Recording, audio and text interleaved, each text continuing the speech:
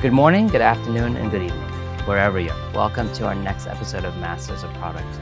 In our studio today, we have Sid Saladi. He has over 10 years of product management experience. He's currently the Senior Gen AI PM at Best Buy, and he's also an author of my favorite Substacks, The Product Link. As for me, I'm your host, Mustafa Kapadia. I run a boutique consulting firm where I help product organizations adopt AI. I also have a Substack where I share practical tips and guides on how to automate the most tedious part of your PM work.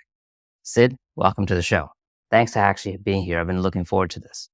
Yeah, thanks a lot for that introduction, Mustafa, and looking forward for the show here. And also, I want to shout out your content on Substack on the AI stuff and also, yeah, please keep doing that. So, yeah, let's get started Now, maybe. thank you for those kind words. If it's okay with you, let's just jump right in, yeah? Yeah. So let's just start with the basic question. So, especially being a Gen AI PM at Best Buy, I'm curious how you're actually using Gen AI in your daily work.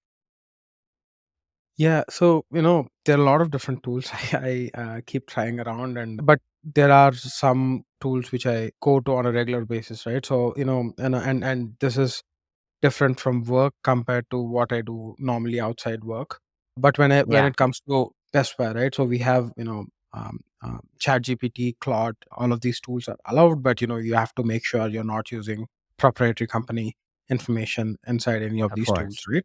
But we also have Right. Microsoft Copilot, which we can actually put in the company data because it's actually restricted at an enterprise level. So I think one of Fascinating. the main things I use, the Microsoft Copilot for is a lot of feedback processing, right? So we, as Mm, a PM who is doing a lot of 0 to 1 work, right? I do a lot of discovery, interviewing, and trying to understand the pain points. And it's a lot of data that has to be processed right. and then put into what are the problems worth solving, and what is the most impactful problem you want to work Yes, on, especially when you're trying to look at the Gen AI lens and trying to build products that can improve productivity across the enterprise. And there's like so many things that can be reimagined and rebuilt. So you have a lot of different opportunities, and especially that brings in a lot of data. So these tools help me synthesize the data, bucket them, and also try to put it in a way that it's easily understandable for me and my stakeholders, mm, right?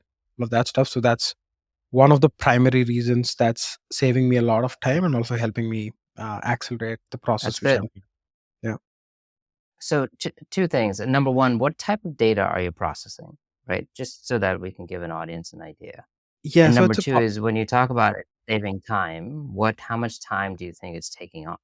Right. yeah. So I think that's a very good question, right? So typically so there are different formats of data collection I do in the discovery process, right? Primarily the most time consuming one is setting up individual calls, interview calls with your users or the some of the stakeholders, right? So this would Yeah. involve me going in and asking open-ended questions around problems going about on a day-to-day basis, right? And how are they working, and what are some pain points they face and all of that stuff.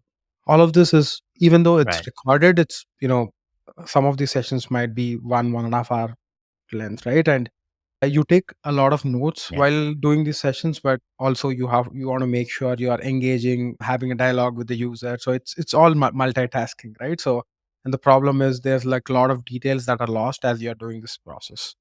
And Of once you course. do this over and over, and you have like maybe 30 to 40 interviews which you have to process, it's hell amount of time which you have to spend to process all of this stuff. And normally, Yeah. when I used to do the discovery process and all of this before, right? It was like a 3 to 4 week task for me to get all of the interviews done, process it, Wow. then present it out to people saying, okay, these are all the findings and all that stuff. But now, right, like taking out the interviewing and all of the process time out, right? The processing time is less than a week or so. So it's actually giving me Good. 75% So it improvement in saved you product. almost 2 to 3 weeks, right? Yep, that's right. That's a fair amount of time.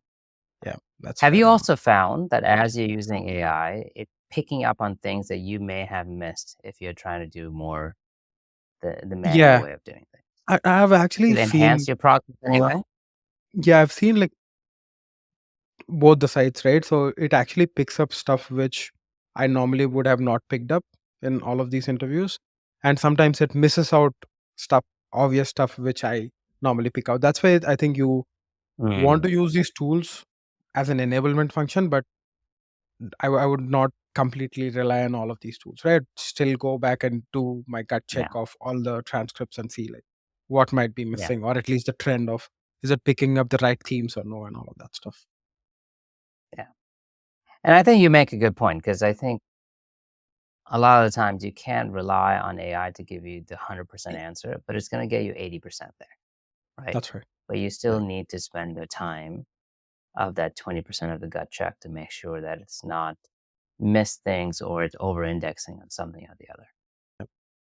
That's great. Is there anywhere anything else that you're doing other than using AI for synthesizing user interviews and feedback? Yeah, a lot of stuff, but like, at least the things which stand out is, I've been doing a lot of research these days using some of these tools like Perplexity, and there's also some Yeah. plugins with ChatGPT, right? Like Scholar AI, Yeah. Consensus, and all of these. So they have a lot of research papers built into them, right? Like where they're basically grounded on all of these papers. So Hmm. you sometimes when you do a lot of user research, right, you start from zero and you might not have all the data which you need right away, and it takes a lot of time to gather all of these and go through all these survey results which were conducted Yes. maybe 10 years before, 20 years before, and all of that stuff. So I think some of this is actually helping me a lot to understand or see, at least get a gut feeling of what were all the surveys which were done before, and can you actually build on top of it rather than you build doing stuff from scratch. So I think that's also something which is helping me a lot.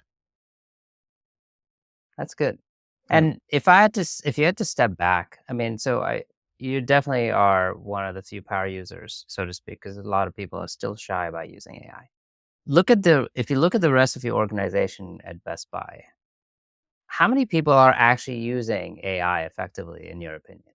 Yeah, so I think at Best Buy specifically, right? So Best Buy has at least started to embrace AI immediately, right? Because we have Mm, seen a lot of productivity gains early on using AI, right. and I think Best Buy also is trying to regulate all of these on Mm, proactive basis. Regulation in the means, right? Best right. Buy basically has a catalog of all the tools which it says, okay, these are the tools which you can actually use. These are tools which are under review, and these are ones which we maybe don't want to use. So that's actually giving a very clear view, for people on what can I use, Yeah. what can't I use. Compared to other organizations, I see a lot of places there's a gray area, right? People are like, okay, can I use it? Yeah. Can I not use it? But having a clear say on what to use, what not to use is giving us more um, Makes enablement a to big use some of difference. these Yeah. tools, right? That's tools, and there are Yeah. also some preferred tools which actually we can use and put the company data in. So that's actually giving us more in using these tools and Nice. using it for our benefit, I'd say. Perfect. Yeah. And That's at least that's the organization take, I would say. But when you say ask me how many people are actually using some of these tools, it's again, right? I see people who are like, okay, I'm 100% on board. I use all of the tools and they're helping me. And there are also people who are like, okay, no, I don't understand this. And I'm also yeah. not sure what comes out of it. So I better wait it out and see how it works till before I start using. Yeah. I think the adoption is and I wish I had more data, but at least anecdotal data from what I hear from folks is that you have the classic adoption curve, right? You have the 10% who are very gung ho. There's the other 10% who have never tried it. And maybe it's a bit more right now. Mhm. And then you have the silent middle or the silent majority who's kind of tried it, and they're still kind of figuring out how to do it. Right. And so That's right. it's going to be a matter of time till everybody goes over the hump. So if you don't mind, let's continue with with that chain of thought. So, given the environment that you have in Best Buy, I'm curious if you step out further, how do you see how do you see your role changing over time, especially as you use more and more AI to build AI products for that matter, or just being being an effective product leader moving forward? Yeah, I'd say right, like it's definitely an enablement function. It's actually providing a lot of value, and that's where I say, okay, whenever it's saving time, why wouldn't I use it, right? So it's actually giving me more time to do other Right. things than some of these things. But Yeah. I'd say, right, like at end of the day, it's actually, I feel there's like a scale where you have these repetitive mundane tasks at one end, and there are these creative tasks at the other end. For all of Hmm. these, right, AI can be used in some way or the other to enable. So I see that the Yeah. only difference what I see is, right, the less creative the task is, the more you can get out of AI using AI tools. And also, nothing is it's still not perfect, right? So I think it's actually No. accelerating the point where you get the task from 0 to 80%, maybe 0 to 60%, the time it takes to get to that point. But from there onwards, you are the person who is actually working and getting it Yeah. to the home run, right? So I think Yes. that's where, I would say for all of the repetitive tasks, I definitely would want to use AI. But for some of the creative tasks, I wouldn't want to start Yeah. with AI at least. So that's where I would Yeah. say I would stand. Yeah. Yeah. And frankly speaking, it's good that it doesn't give you 100% because number one, that's not how AI is built, so to speak. That's true. And still, you still need the human in the loop, so to speak, right? And That's so true. you still need that human to do that other 20% or 40% or whatever that might be, because that's where your experience comes in, so to speak. And Yeah. that's where the pairing is so important as opposed to just being one sided one way or the other. Yeah, Um, and especially, right, like, I've seen a lot of people using AI to write PRDs, and I still believe or religiously write my own PRDs, and I feel that, like, once I go through that writing process, I basically think through every scenario of how this is built, any edge cases, and all of that, and as I sit through it, I have that thought clarity on what I'm trying to build and what I'm trying to present to the stakeholders or whoever is actually trying to right. has a say in the product which I'm building, right? So yeah, I feel that, and also I feel that this is like the initial source of truth which I maybe build my rest of the artifacts, right? Which could be maybe epics, user Right. stories, or things like that. So yeah, I still believe, like, doing all of this, AI is like a brainstorming partner for me, but not a partner which Yeah. writes out things. Well, yeah, I agree. It's never going to be that person that's going to finalize for you. And I think you probably never want it to be that way because That's you right. want it to be more. The analogy that I use with the students is it's an intern, right? Mhm, You would mhm. never tell an intern to finish everything, right? You would give them a task, they would get something done, and then you would review it and customize it or make it better, right? And the same analogy works with AI too. So let's keep going. Let's keep peeling the onion, if that's okay. So, Yeah, right, we sure. talked about how you're using AI. We talked about how it's going to change or it's changing the way you work. We talked a little bit about how Best Buy is enabling you, but I want to double down on that one. So, and it doesn't have to be just Best Buy, just in general. As more and more PMs start using AI or start adopting AI, how does the organization need to change, right? What does the organization need to do to provide for the PMs to be able to use AI effectively? Yeah. And I think I touched upon this, but I could expand more on this, right? So I see that Yeah, there is definitely a necessity or a need for the organization to have a say on, right? Like, what's our stance here, right? Are we adapting these tools or no? Even at least a clear statement saying, okay, these are something which you can actually use, try it out in the organization. These are something which, we might not want to use, right? I think giving that clear statement out clears up all the blurry lines and the gray area, right? Like, people are still wondering right. whether I use it, not use it, right? Even power users are like, okay, can I use this? Whom do I reach out to if I have to use this? Or if I have a new tool, who do Mhm. I talk to or reach out to in the process?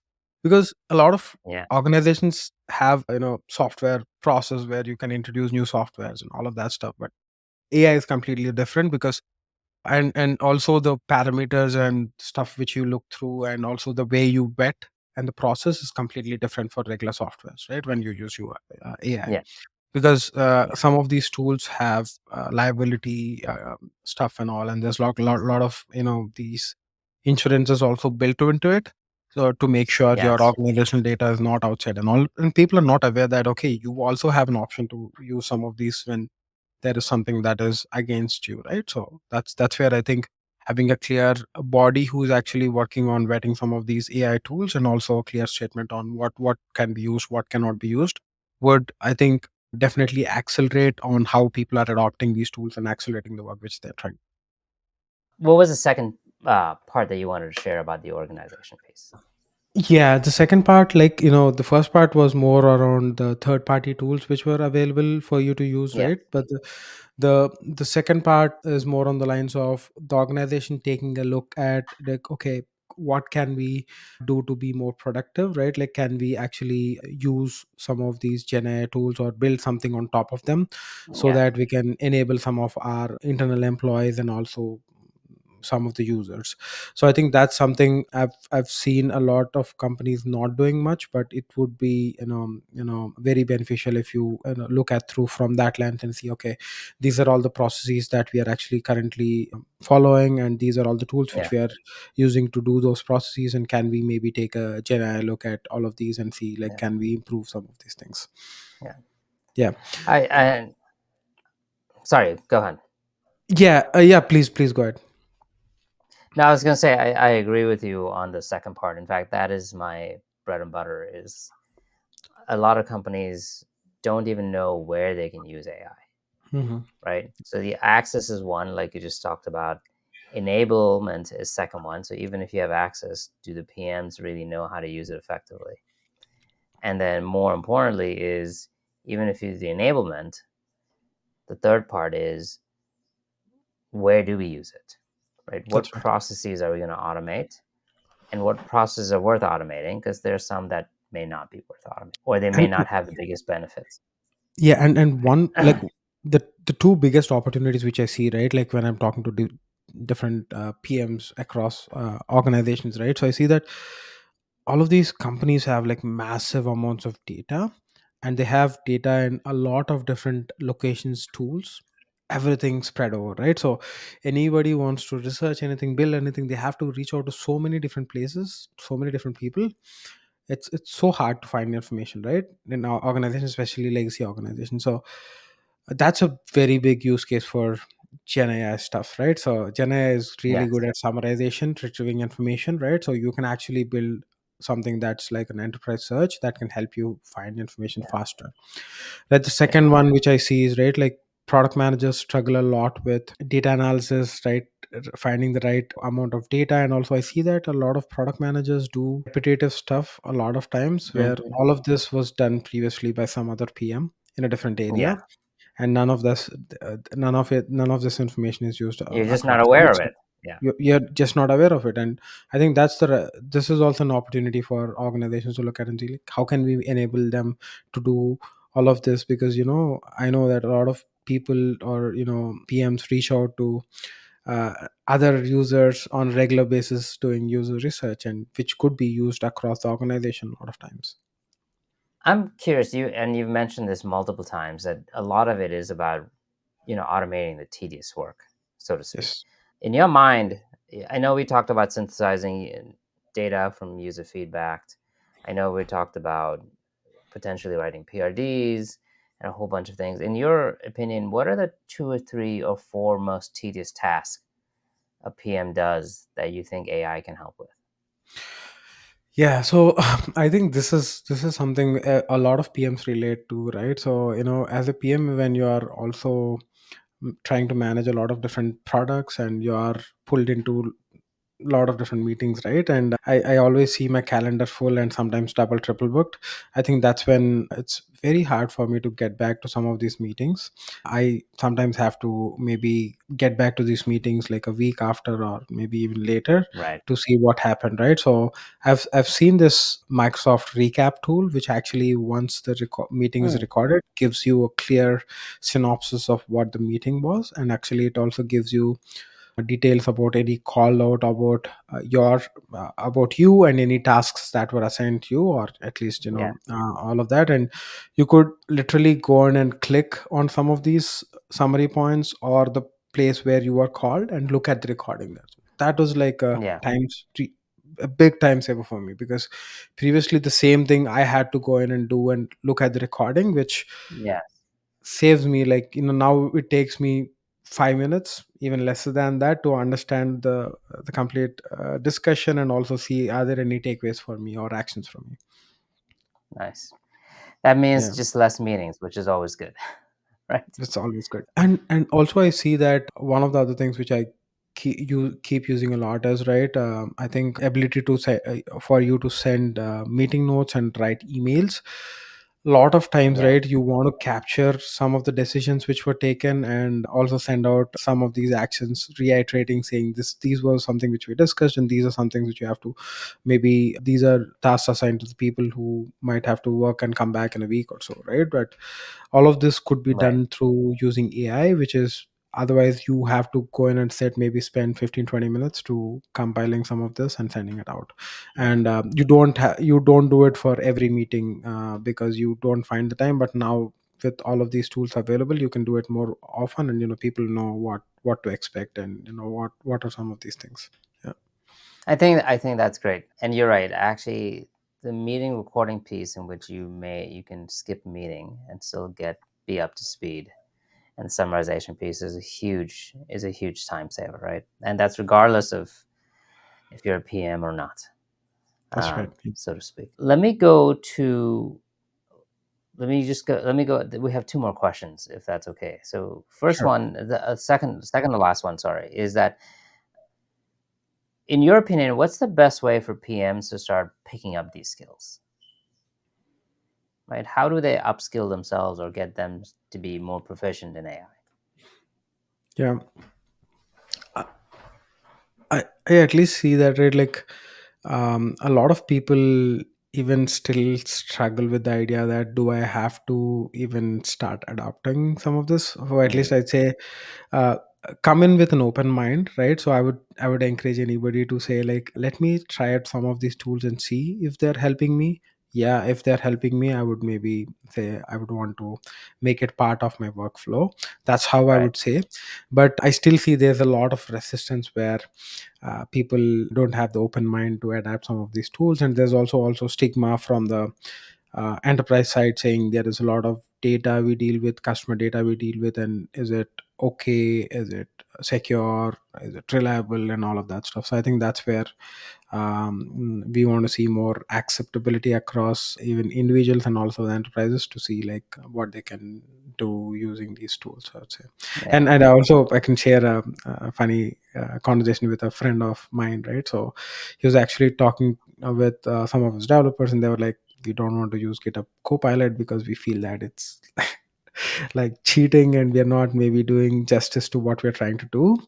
But I completely counter that argument, right? So if you have a lawnmower, would you use a lawnmower, or how would you Exactly. manually move your lawn, right? So I think technology is a one-way street. So you use it for the fullest, and it's an enablement function, I would say. It's not going to replace people Yeah. as people think. So yeah, Yeah. And it's not a, unfortunately, a lot of PMs look at it as a zero sum game, as in, you know what, if an AI is going to do it, then what does it mean for me? And it's the opposite, right? If AI is going to that's do it, what else can I do? And that's that right. mindset is still not ingrained, Yeah. right? And Perfect. yeah, just to add something, right? I also see that there's no one perfect tool that does everything for me, right? So No. I use certain tools for certain use cases. That's where I Yeah. keep adapting new tools, and it's actually saving me a lot Yeah. of time. So that, I think that's something which you have to keep in mind. I agree. And by the way, not just tools, every LLM is a bit different. That's right. So not all LLMs are alike. So if you use Perplexity versus Claude versus OpenAI, they all have different language maps underneath it. So you're going to get the same question, you're going to get different responses. And like you said, some are better. Like Perplexity is great at market research, right? Yes, I would not use OpenAI for market research, but I use Perplexity, right? But for synthesizing, I actually use Claude a lot, right? that's right. And then for brainstorming, I use a lot of OpenAI. So you're absolutely right. Even with the LLMs at the base model, you have different LLMs that have different capabilities. Just curious, any favorite AI tools that you'd like to share with the audience? Yeah, I think um ChatGPT would be my go-to tool, right? Like for Yeah. anything to start with, I would go to ChatGPT and use any plugin, appropriate plugins for my use cases, and Perplexity for any research, right? Most of the research which I've been using Right. Perplexity because it does give you a good view of the open internet, right? And Yes. Claude, right? Most of the synthesis and writing stuff I've been using Claude, and also like their new model, and also the new features which they release. They have projects now where you can add more files and work around them, and there's Yeah. also a new view which actually generates documents for you, and you basically have all the chat on the left and you have this document on the right where it doesn't Yeah. mix all of the conversations together like ChatGPT. So I've been liking Claude, the newer models of Claude much more. Yeah. um, yeah, and these three are the primary go-to tools, and there are some other tools which I normally use on the side, but I've also started trying to use Notebook LM from Google. So it actually Hmm. helps you do a lot of research.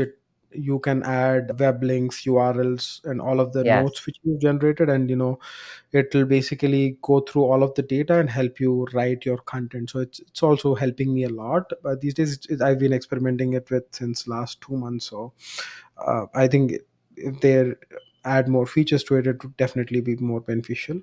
I know Google is definitely experimenting a lot with that one, and of course with Bard because it's powered by Bard underneath, right? But it Yeah, yeah, does if it can get its act together, it can be quite a good, powerful tool because ultimately Google owns search, right? yeah. And Yeah. I've every time Google releases a new model or upgrades its model, I go back and search and try to see is it useful or no. Till this point, I think I haven't found a compelling use case to No, switch from it has not. In fact, ChatGPT. Perplexity keeps getting better and better over time, right? That's So, right. That's right. But I did find a use case, right? I was actually trying to translate some old transcripts. My grandfather passed away a couple of months back, and it was in a different language. And I tried doing that sorry to hear using that. ChatGPT and all. But surprisingly, Gemini is really, really good at translating other languages. So that was Yeah, one use case. Maybe I could give it credits that it beats other models. yeah. Actually, that is true. It is translation is quite powerful with Bard. Well, Sid, thank you very much for this interview. This has been great. Thank you for being a guest. I'm hope that we can do this again because I guarantee you, a year from now, things will be a lot different. Yeah, everything is changing by the week. And thanks a lot for having me, Mustafa. Thoroughly enjoyed the conversation. So looking forward. Perfect. Thank you very much, Sid.